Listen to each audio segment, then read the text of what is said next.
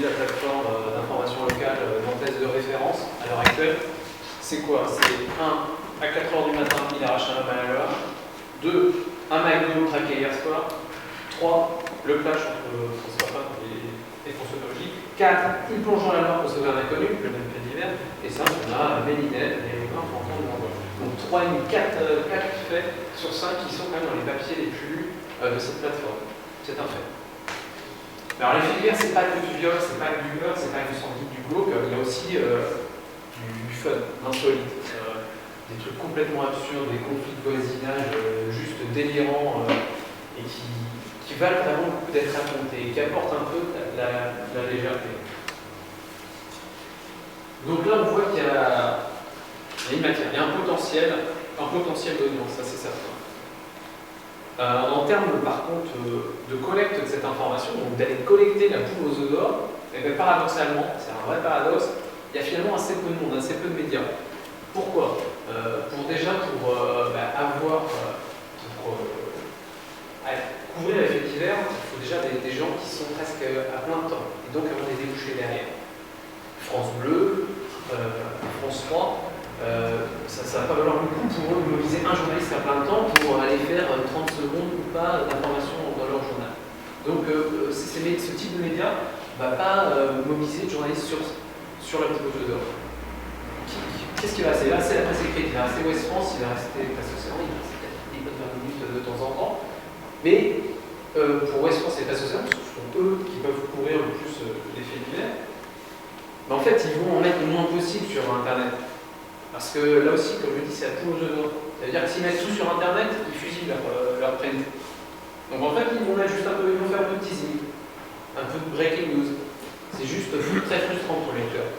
Et tout le reste, tous les faits divers, tous les procès qui peuvent être ouverts, ne vont pas être exportés sur le web.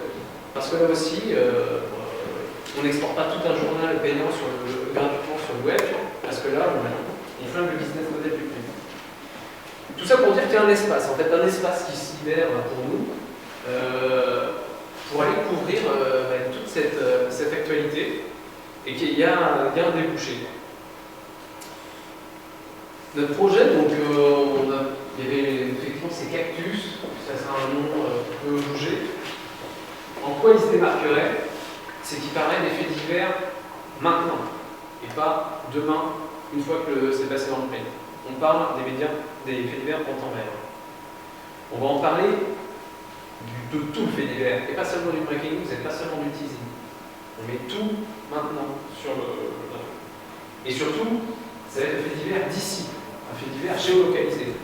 Puisqu'aujourd'hui, si je dis voilà, un père tue son fils à Sainte-Lumine de Bouteille ou à Herbrec, tout en tête, vous ne savez pas où vous savez pas d'où se trouve Herbrec, vous ne savez pas où se trouve Sainte-Lumine de Bouteille parce que personne ne connaît, c'est à 30 km de chez vous, c'est en Loire-Atlantique.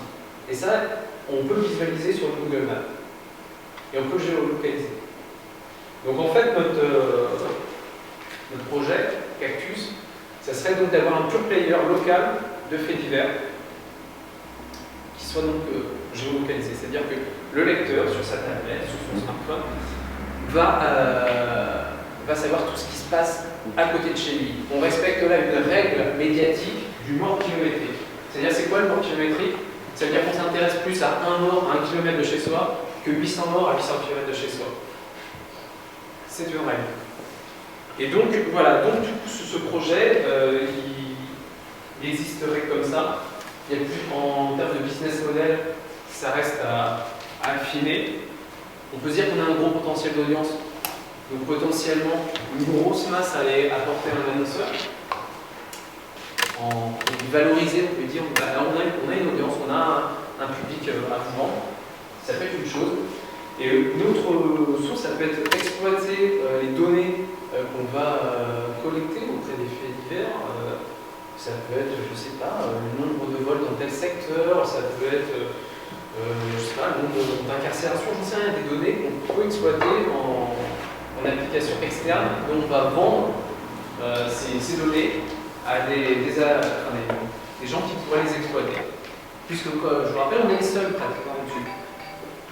Donc ces données ne montreront pas d'elles-mêmes. Merci.